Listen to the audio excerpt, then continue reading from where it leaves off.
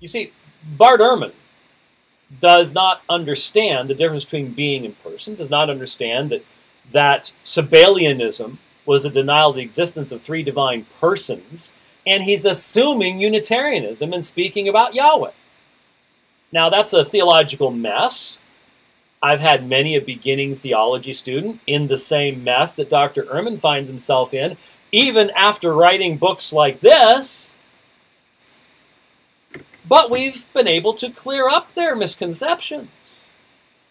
Now, I said as soon as I saw this debate, I would be happy to debate Bart Ehrman on the thesis of his own statement, Jesus is not Yahweh, for any New Testament writer. I will debate that against Bart Ehrman with absolute, complete, 100% confidence of winning that debate.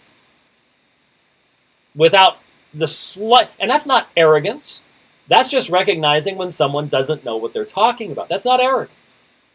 Dr. Ehrman would be ill-advised to take up that challenge, no matter what the honorarium offered him would be, because he's wrong.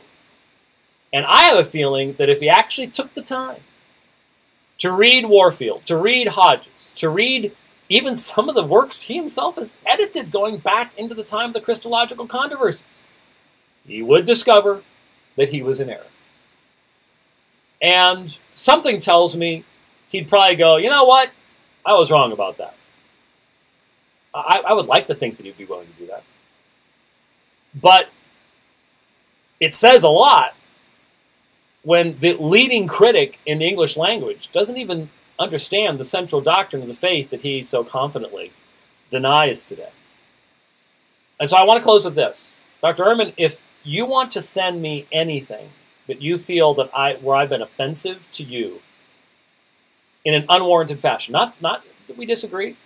I mean, I can't imagine you'd be offended that I identify you as an apostate because you once made a profession of faith. You don't any longer. That's called apostasy. Is it really offensive to you that someone would stand toe-to-toe with you and say you're wrong? I would certainly hope not. I don't know why you'd do debates if you would think that you'd be constantly offended. So I do want to say, Dr. Ehrman, that if you stand by what you said in the debate with Dr. Bass, that no New Testament writer identified Jesus as Yahweh, why don't you prove that I am not a scholar and debate me on this subject and prove me wrong? I mean, that would pretty much be it. You've got to admit the debate we did, the people who listen to me and are in agreement with me go, hey, that was a good debate. Y'all did a good job. So if I'm so bad and such a fundamentalist, then it should be fairly easy to demonstrate that I'm wrong. The fact of the matter is, if you were to start studying that, you would discover that I'm not wrong. But if you stand by that, then you have an open challenge to debate that thesis. And if you come to the conclusion, sir, that you were misinformed, that you had not done sufficient study, that you're simply wrong, then why not come out publicly and state that? I would challenge you to do that as well.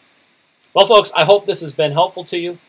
I hope it's been useful to you, and I appreciate the time you've taken to watch it.